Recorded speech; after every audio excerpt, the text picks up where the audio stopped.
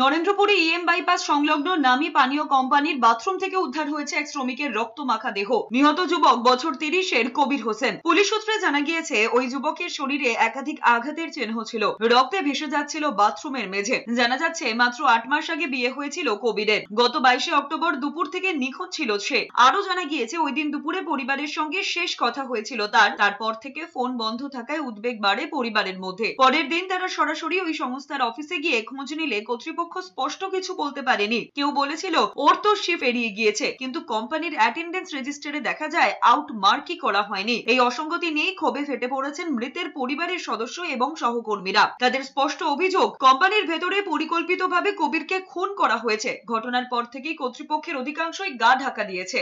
আমরা ফোনের পর ফোন করছি, ওর ফোন সুইচ অফ। তারপরে আমরা কোম্পানিতে এসে গেটে সিকিউরিটিকে জিজ্ঞাসা করলাম যে এরম ব্যক্তি এই নাম আছে, বলল গাড়ি ভিতরে আছে, ও তো বাইরে চলে গেছে।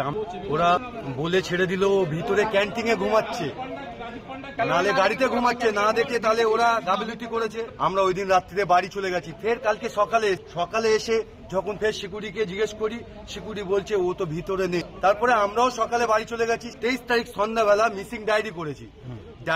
মিসিং ডায়েরি করে পুলিশ নিয়ে আসাতেও গাড়ি ঢুকেছে, ইন দেখালো 3:25, আউট দেখাচ্ছে না।